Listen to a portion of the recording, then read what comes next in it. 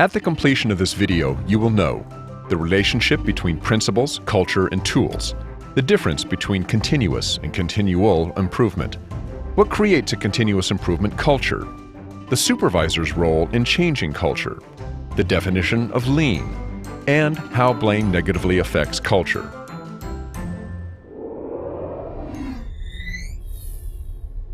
Hi, I'm Mike Mickelwright. In the first training session, we discussed the similarities between Lean and an ISO 9001 business management system at the highest level, the principles. Now we're going to show the relationship between a Lean culture and an ISO 9001 based business management system.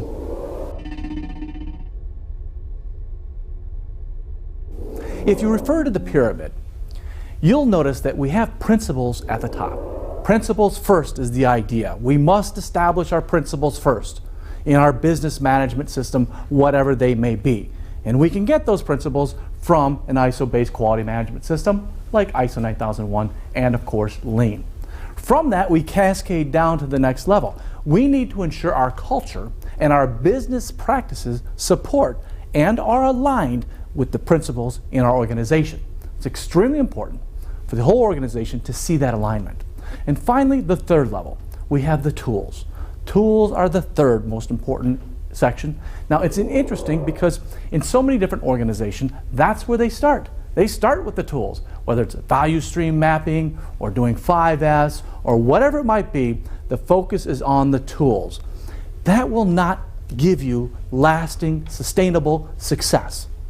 All that will do is give you short-term success, but your successes and your improvements will not last forever unless you have the principles first, culture and business practices second, and then finally the tools third.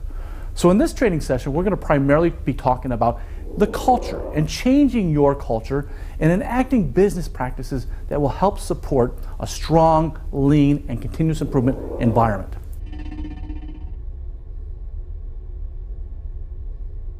A culture of lean or continuous improvement, and you'll notice that I use those interchangeably, must be developed and support the principles of Lean in an ISO 9001 based business management system.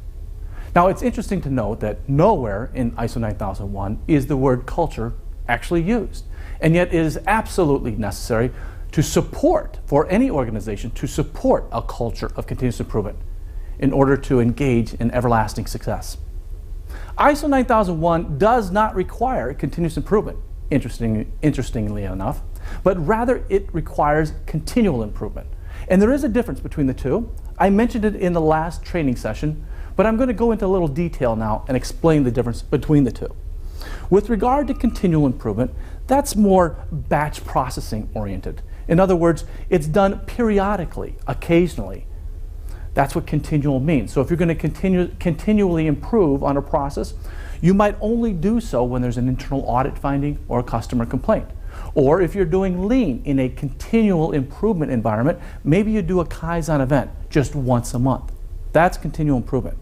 Whereas continuous improvement, which is the meaning of Kaizen and the true essence of what Lean is trying to get us to do, that's more like single piece flow.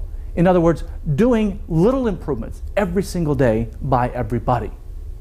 It's more like one piece flow where the improvements occur all the time. That's the environment that we want to try to get to. So ISO only requires continual improvement. Lean goes above and beyond and says, no, we need to have a continuous improvement culture.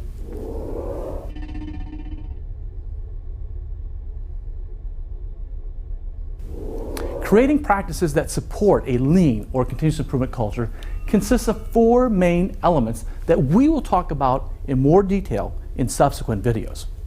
They are leader standard work, or having standard work for your leaders, which includes your managers and your supervisors, all the way up to the CEO. Visual management, so that you could walk into or up to any process and see exactly how it's doing at that point in time. Daily accountability meetings, to ensure accountability of progress, to ensure accountability of making improvements, and ensuring accountability of actions being completed as required. And then finally, leadership through the Gemba Walk. The Gemba Walk means going to the place to understand the situation. That's when true leadership is taught, where you coach and you mentor other people. So we'll talk about those 4 elements in much greater detail in subsequent videos.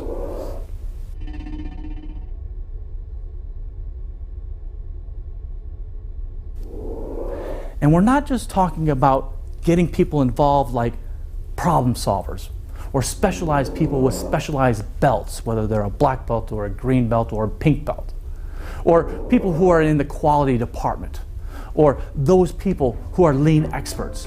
No, we are talking about all people within the organization, all people being involved in continuous improvement.